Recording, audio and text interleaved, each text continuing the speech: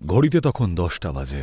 মাধবপুর গ্রাম থেকে কিছু দূরত্বে একটা রাজপ্রাসাদ রাতের চাঁদের আলোয় একেবারে চকচক করছিল। অভনি এবং ময়ঙ্ক তার সামনে দাঁড়িয়েছিল এবং অভনি নিজের ক্যামেরা দিয়ে ছবি তুলছিল। দেখো, এত ঘন জঙ্গলের ভেতরে এত বড় প্রাসাদের মতন বাড়ি আমি তো ভাবতেই পারিনি। আরে প্রাসাদ না ছাই, বাড়িটাকে দেখে ভুতুড়ে মনে হচ্ছে। ওহো, তোমার দেখে ভয় করছে? আমি মেয়ে না তুমি? এবার বলো কি করতে চাও? এক্সপ্লোর করার অভ্যেস তোমার, আর প্রতিবার ফেঁসে যাই আমি। আরে বাবা, এতে ফেসে যাওয়ার কিচ্ছু হয়নি। চলো গিয়ে দেখি এর ভেতরে কি আছে। তারপরে তারা দুজনে প্রাসাদে প্রবেশ করে। তার ভেতরের পরিবেশ ছিল আরও ঝাঁ চকচকে। ভেতরে পুরনো যুগের পেইন্টিং, মূর্তি এবং অনেক রকমের স্কাল্পচার্স ছিল। অভনি এক এক করে সব জিনিসের ছবি তুলছিল, কিন্তু ময়ঙ্ক ওখান থেকে তাড়াতাড়ি বেরোতে চাইছিল। আরে বাবা অভনি, হয়েছে, এবার চলো এখান থেকে, আমার এখানে ভালো লাগছে না। অভনি এই কথার উত্তর দেওয়ার আগেই তারা দুজনে একটা অদ্ভুত আওয়াজ শুনতে পেল। ছাড়ো, ছাড়ো আমাকে, ছাড়ো, আমি মরতে চাই না, কেউ আমাকে বাঁচাও। অভনি আওয়াজটা শুনলে? তারপরে তারা জানলার কাছে গিয়ে বাইরের দিকে দেখল। গ্রামের 4 জন লোক একটা খাটকে কাঁধে তুলে প্রাসাদের দিকে এগোচ্ছিল, আর সেই খাটে বসেছিল 15 বছরের একটি মেয়ে, যার হাত এবং পা ছিল বাঁধা। আরে ওরা তো এইদিকেই আসছে, এবার কি করব আমরা? আরে ওরা আমাদের ক্ষতি করবে নাকি? না, ওদের ধরা দেওয়া যাবে না, আর তোমাকে আমার কথা শুনতেই হবে, ব্যাস। তারপরে ওরা প্রবেশ করে একটা ঘরের মধ্যে। তারপর দরজা অল্প খুলে রেখে বাইরের দিকে নজর রাখল। তারপরেই প্রাসাদের দরজা খুলল এবং তারা সবাই ভেতরে প্রবেশ করল। তারপরে সেই খাটটি নামিয়ে রাখল যে খাটে মেয়েটি বসেছিল।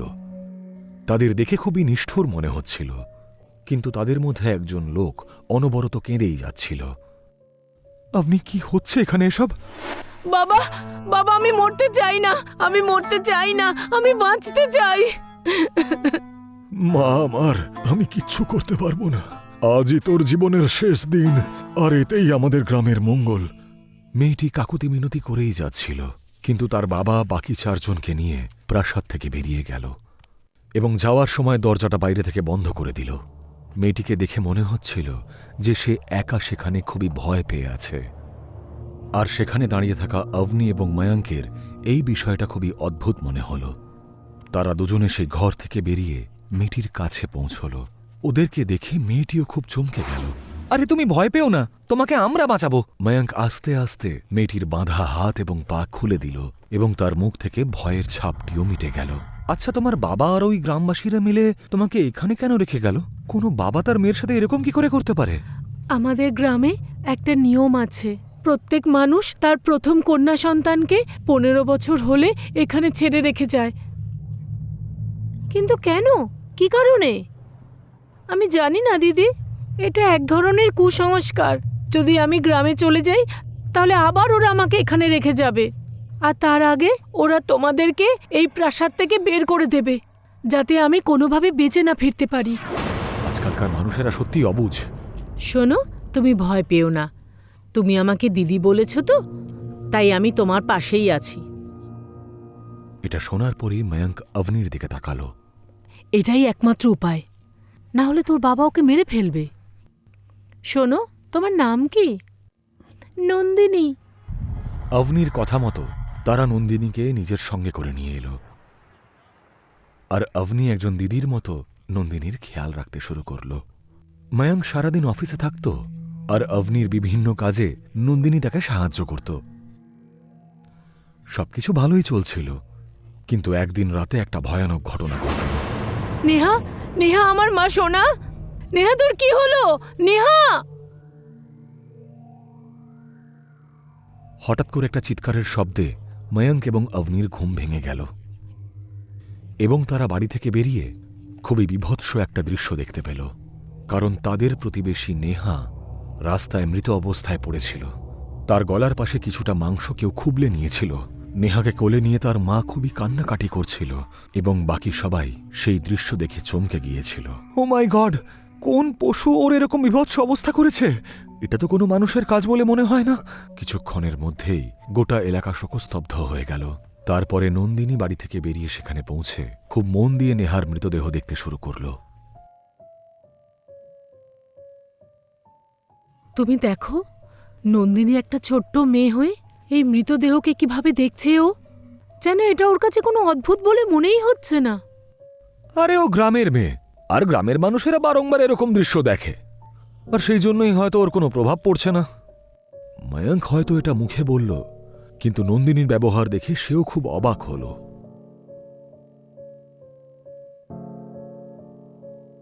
আর কিছুদিন কেটে যাওয়ার পরে সেই এলাকার আরও একজন মেয়ে একইভাবে মারা গেল। এটা দেখে সবাই খুব চিন্তায় পড়ে গেল। ময়ঙ্ক আর অবনীরও এই সব কিছু নর্মাল মনে হচ্ছিল না। একদিন রাতে ময়ঙ্ক যখন ল্যাপটপে কাজ করছিল, তখনই সে ঘরের বাইরে কারোর পায়ের আওয়াজ পেল। আর সে বাইরে এসে দেখল যে নন্দিনী আস্তে আস্তে বাইরের দরজার দিকে যাচ্ছে। ও এত রাতে কোথায় যাচ্ছে? ময়ঙ্ক ওকে ফলো করা শুরু করল। নন্দিনী আস্তে আস্তে এগিয়ে যাচ্ছিল। তারপর গিয়ে থামল পেছন দিকের একটা পার্কে, যেখানে একটি গাছের সামনে প্রচুর কাক ডাকাডাকি করছিল। ময়ঙ্কও একটা গাছের আড়াল থেকে তার উপর নজর রাখল। তখনই নন্দিনী একটা লাফ দিয়ে একটা কাককে হাতে নিয়ে নিল। ময়ঙ্ক এটা দেখে অবাক হয়ে গেল এবং সেই কাকটিকে খাওয়া শুরু করল। এই দৃশ্য দেখে ময়ঙ্ক খুবই ভয় পেয়ে গেল। নন্দিনীর খাওয়ার শব্দ গোটা পার্কে শোনা যাচ্ছিল।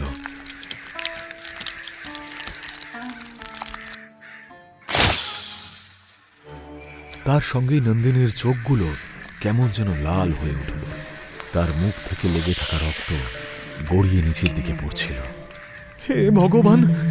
ময়ঙ্ক সেখান থেকে সোজা দৌড়ে পালাতে শুরু করল এবং অবনীর পাশে এসে শুয়ে পড়ল।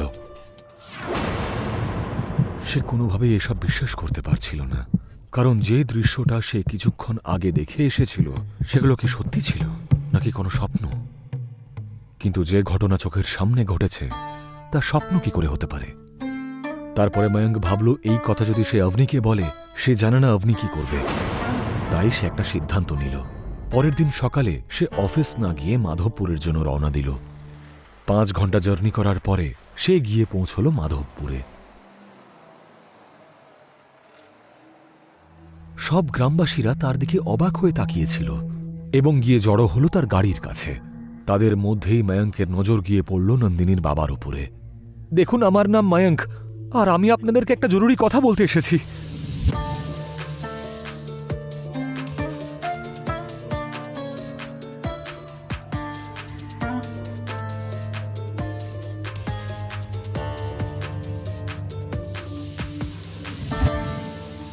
সব কথা শোনার পরে গ্রামবাসীরা খুব ভয় পেয়ে গেল এবং ময়ঙ্কের দিকে রাগান্বিত দৃষ্টিতে দেখতে শুরু করল।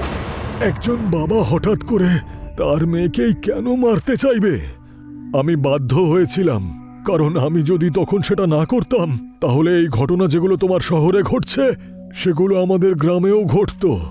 কিন্তু একজন মেয়ে এরকম ভাবে পিশাচিনী কি করে হতে পারে? এর পেছনে রয়েছে একটা গূঢ় রহস্য। আমাদের গ্রামে বিশাখা নামের একজন মহিলা থাকত এবং তার একটি মেয়ে ছিল যার নাম ছিল সৃষ্টি। সৃষ্টির বয়স ছিল তখন 15, কিন্তু ওকে দেখতে ছিল বীভৎস, খুবই ভয়ঙ্কর রকমের। জানি না সেই সময় আমাদের শান্তিপূর্ণ গ্রামে কার নজর পড়ল। আস্তে আস্তে গ্রামবাসীরা সবাই উধাও হতে শুরু করল। কারোর কারোর মৃতদেহ খুবই ভয়ঙ্কর অবস্থায় পাওয়া যেতে শুরু করল। আর সবাই এটা মনে করল যে বিশাখার মেয়ে সৃষ্টি একজন পিশাচিনী, আর সেই এই সব কিছু ঘটাচ্ছে। সেই জন্য গ্রামবাসীরা তাকে মারার জন্য উদ্যম হল। বিশাখা তাকে বাঁচানোর অনেক চেষ্টা করল, কিন্তু গ্রামবাসীরা বিশাখার চোখের সামনে তার মেয়েকে মেরে ফেলল। আর এই দৃশ্য দেখে বিশাখা গভীর শোক পেল। সে মৃতপ্রায় অবস্থায় ছিল, আর মরার সময় সে গোটা গ্রামকে অভিশপ্ত করে দিয়ে গেল। কেমন অভিশাপ! তোমরা আমার মেয়েকে একটা পিশাচিনী ভেবে মেরে ফেলেছ। আমি অভিশাপ দিচ্ছি এই গ্রামের লোকেদের। তোমাদের প্রত্যেক প্রথম সন্তান 15 বছর হলেই একটা পিশাচিনী হয়ে যাবে, আর সে তোমাদের গ্রামের সবাইকে মেরে খেয়ে ফেলবে। কিন্তু ওর মেয়ে যদি সত্যি একজন পিশাচিনী ছিল, তাহলে তার অভিশাপ কি করে কাজ করতে পারে? সৃষ্টির মৃত্যুর পরেও গ্রামে মৃত্যুলীলা চলতে থাকলো। আসলে এই কাজ ছিল একটা হিংস্র প্রাণীর, আর আমরা ভুল বুঝে অসহায় একটি মেয়েকে মেরে ফেললাম। সেই জন্য আমাদের গ্রামে প্রতিটি পরিবারে জন্মানো প্রথম মেয়েকে 15 বছর হয়ে যাওয়ার পরেই আমরা ওই প্রাসাদে রেখে দিয়ে আসতাম, আর সেখানে থাকতে থাকতে তারা মারা যেত। এই সব কিছু শুনে মায়াঙ্ক অবাক হয়ে গেল এবং সে প্রশ্ন করল, এই সমস্যার কোনো তো সমাধান নিশ্চয়ই আছে। এটা শোনার পর সৃষ্টির বাবা চুপ করে থাকলেন, কিন্তু গ্রামের একজন বৃদ্ধ বললেন, একজন পিশাচিনীকে একটা রূপোর অস্ত্র দিয়েই মারা যেতে পারে। এটা শোনার পর মায়াঙ্ক আর দেরি করল না এবং সে শহরের উদ্দেশ্যে রওনা দিল। রাস্তায় প্রচুর ট্রাফিক ছিল, সেই জন্য তার বাড়ি পৌঁছতে রাত হয়ে গেল। কিন্তু বাড়ি পৌঁছনোর পরে সে একটা বীভৎস দৃশ্য দেখতে পেল। নন্দিনীর মৃতদেহ মাটিতে পড়েছিল এবং গলায় আঘাতের চিহ্ন ছিল, এবং তার পাশেই হাতে ছুরি নিয়ে আতঙ্কিত মুখে বসেছিল অভনি, এবং সে অনবরত কাঁদছিল। জানো, আমাকে আক্রমণ করেছিল। ও কে জানে কিরকম একটা হয়ে গেছিল। মায়াঙ্ক কাছে গিয়ে অভনিকে জড়িয়ে ধরল এবং তার উদ্দেশ্যে বলল, আমি জানি তুমি ইচ্ছে করে কিচ্ছু করনি, ভয় পেও না। তারপরে তারা দুজনে মিলে নন্দিনীর মৃতদেহটিকে বাড়ির পেছন দিকের পার্কে কবর দিয়ে দিল এবং বাড়ি ফিরে এলো। বাড়ি এসে মায়াঙ্ক আবার নন্দিনীকে জড়িয়ে ধরল। অভনি, যা হয়েছে ভুলে যাও, ভেবে নাও দুঃস্বপ্ন ছিল। এবং অভনিও তারপরে মায়াঙ্ককে আরো জোরে জড়িয়ে ধরল।